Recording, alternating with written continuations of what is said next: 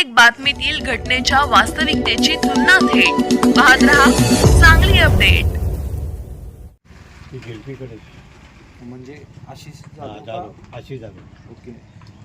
आता आशिष जाधव तर नौके आहेत, होय. तर त्यांना म्हणजे जर संधी दिली तर ते युवा पण आहेत. मग त्याच्या म्हणजे नवीन संधीचं त्यांनी सोनं करून पूर्णपणे असं कामं जास्त प्रमाणात करतील. करणार आमची खात्री आहे की. मग गावात आमच्या गावात 70,000चे टेवे दिल्यात तीन तिथं मराठी शाळेत, कॉलेजमध्ये 3 दिल्यात, हां. पण तुम्हाला सांगतो सिद्धवाड्यात दिल्यात, बोशाला दिल्या, सुनीला दिल्या, जी काय 12 गावं आहेत त्या 12 गावातनी 70 80 हजार टेव्या दिल्या. जे गटाची भाजपचा माणूस जर असला तर काय फायदा होईल का त्याचा? आमचा होणार, आमचा गरीबात तर फायदा 100% करणार. मग यंदाची निवडणूक आता हे तर नवीन आहे ती, होय. पण जे दिनकर पाटील आहेत ते भरपूर राजकारणाचा अनुभव आहे. मग त्यामुळे असं वाटतंय का ही म्हणजे एकदम लढाई असं काटोकार म्हणजे एकदम जोरात होईल? जोरात होणार, पण ही 100% येणार, आम्ही गॅरंटी देतो. सुरेशभाऊ खाडेकडून भरपूर फंड आलाय आपल्या आला. गावासाठी. फक्त तरी सुद्धा आमच्या गावाने काँग्रेस पक्षाचे लोक, काय भाजप काय शिवसेना अशी 12 बाईची पुढारी झाली ही सरपंच.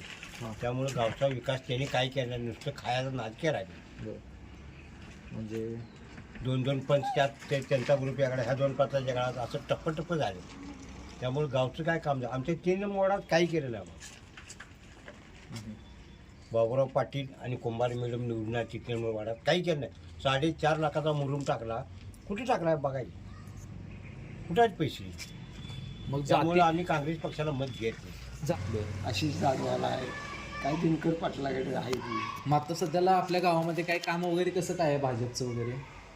भाजपचं काम म्हटलं तर त्या मानानं सध्या भरपूर आहे. कुठला रस्ता म्हणा हे म्हणा सगळं अगदी ओकेमध्ये होत चाललं आहे ना, अजून पण होत जाईल. होय.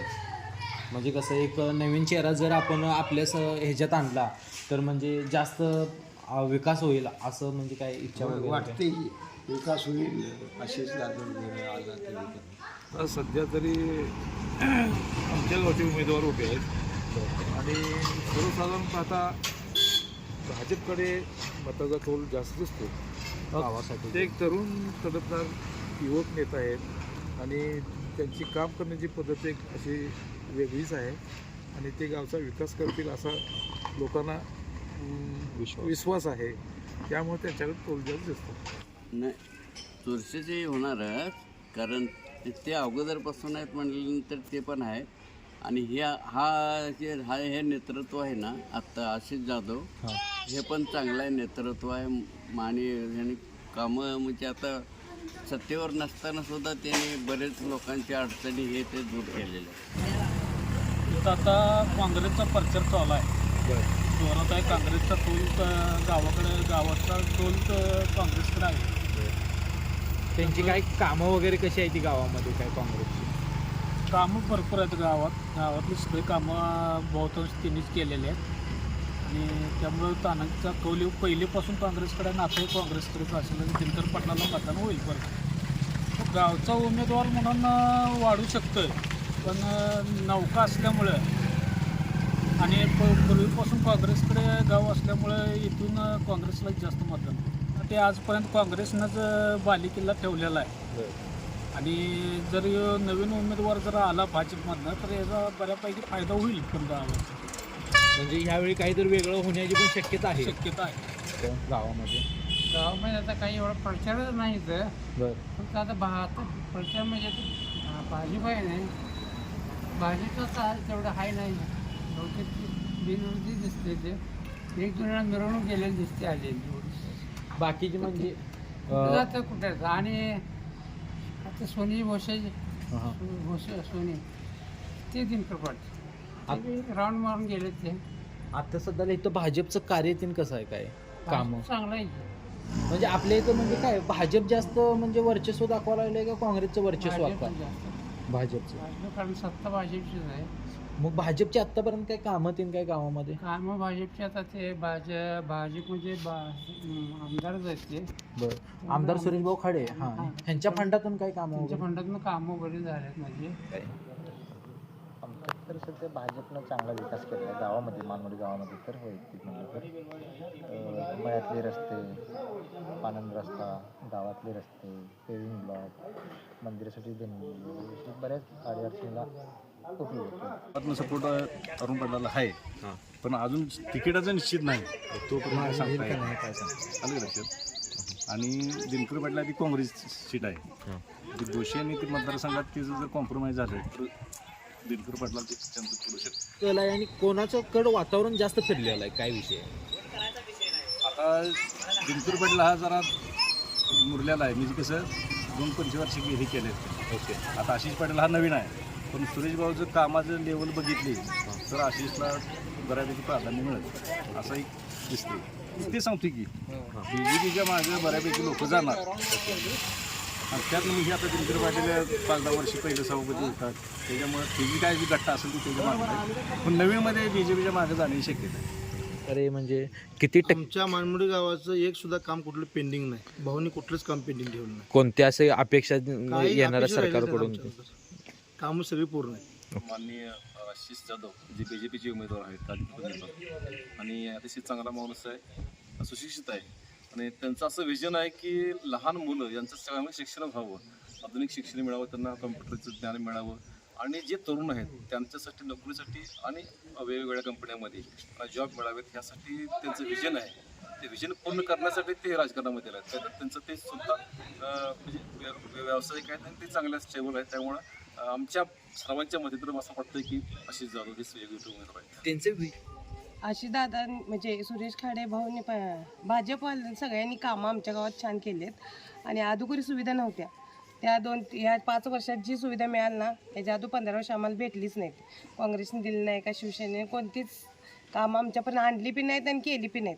पण आता भाजप जसं आलं तसं लाडक्या बहिणीचे पैसे किंवा आम्हाला जे बाहेर पडायचं योगदान दिलं ते भाजप आल्यामुळं आम्हाला सगळ्या गोष्टी करायला मिळाल्या. आणि काय कळत नव्हतं ते आत्ता कळायला लागलं, आणि काय करायला पाहिजे बायकांनी काय नाही हे भाजपनं लाडक्या बहिणीच्या योजनेतनं शिकवलं आम्हाला. जसं बघायला गेलं की आता सुरेशभाऊ खाडेचे आपल्या गावामध्ये बरेच कामं आहेत, मग त्यामधून आशिष जाधव जे आहेत उमेदवार भाजपचे, त्यांना काय कशा प्रकारे किती टक्के मतदान पडेल आणि ते कशा प्रकारे कामं करतील प्रभागामध्ये असं तुम्हाला खात्री वाटते?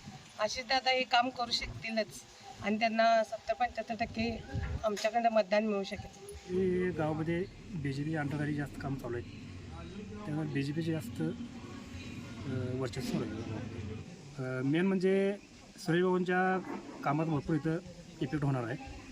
आणि त्यांच्या अंडरखाली जवळ गावामधील 70 ते 80% काम पूर्ण झालेलं आहे सुरेशबाबू खाडेंच्या आमदार फंडातून. त्यामुळे BJP इथं लीड जाणार. देतील म्हणजे काय, कोणत्या पक्षाची कामं आहेत सध्याला? आता सध्या तर भाजपचंच आहे बऱ्यापैकी. आता कसं आहे, कामं तर खाडेसाहेबांच्या ह्याच्यातून झाले. मग आशिष जाधव म्हणून त्यांना उमेदवारी मिळाल्या, मग कल जास्त त्यांचा आहे. पण झालं आहे कसं, अरुण पाटील हे शेजारचे आहेत, हे पण शेजारचेच आहेत. कोण? आशिष जाधव. आणि दिनकर पाटील पण शेजारचेच आहेत. तसं आणि आमचा समाज मराठा समाज आहे फक्त गावात, आणि तिन्ही पण उमेदवार पै पाहुण्याच्या संबंधित आहेत. त्याच्यामुळे लय घोळ होणार आहे आणि जास्त कल भाजपचा आहे. तर का आमच्या इथं आता आमदार सुरेशभाऊ खाडे साहेब आहेत, त्यांच्या विकास कामाच्या म्हणजे त्यांनी गावामध्ये भरपूर विकास काम केले आहे. त्यामुळे भारतीय जनता पार्टीचं इथं पहिल्यापासूनच प्राबल्य आहे. म्हणजे आजपर्यंत 2009 पासून आमदारकी असू दे, खासदारकी असू दे किंवा जिल्हा परिषद पंचायत काय असू दे, कायम ह्या गावाने लीड दिले. ओके, त्यावेळी पण आशिष जाधव यांचा आता नवीन चेहरा आहे आणि सुरेशभाऊ खाडे साहेबांच्या विकासाच्या जोरावर भारतीय जनता पार्टी म्हणजे आशिष जाधव यांनाच जास्त मतदान. आणि सगळ्यात महत्त्वाचं म्हणजे सुरेशभाऊ खाडे साहेबांच्या कामामुळे आमच्या इथे फक्त भाऊंच्या कामामुळे तिथे उमेदवार कोणी असू दे, त्यामुळे चिन्ह भाऊंच्या ह्याच्यामुळे ते लीड मिळणार. गेली 20-25 वर्षे आमच्या गावात BJPचं कामं झालेले आहेत. रस्ते असू द्यात, पाण्याची समस्या असू दे, परत पाणंद रस्ते, तलाव म्हणजे हे बंधारे, आणि त्यातून गावचा विकास झालेला आहे. रस्ते वगैरे चांगले झालेत बघताय तुम्ही आता, आणि BJPनंच केलेलं आहे फक्त. जे हे आहे का नाही कामं करणारे जे पक्ष आहे त्याच माणसाला निवडून द्यायला पाहिजे. मग आता आपल्या गावात जास्त कोणी कामं केली ती काय? असे भाजपनं केल्यात. ओके. जी पक्ष का नाही काम करतोय जनतेसाठी त्यांनाच निवडून द्यायला पाहिजे. आणि जो पक्ष आपलं प्रॉपर्टी कमवायसाठी राजकारण करतोय त्याला कधीच निवडून द्यायला नाही पाहिजे. म्हणजे हो, काँग्रेसनं काय केलं आजपर्यंत? काय केलं या? ओके. काय जनतेसाठी काय केलंय का? म्हणजे काँग्रेसनं किंवा शिवसेनेनं जनतेसाठी काय केलं नाही. स्वतःसाठी राजकारण केलं, स्वतःची प्रॉपर्टी पुष्कळ कमवल्या. आमच्यात आता 2 ग्रुप आहेत, काँग्रेस आणि भाजप.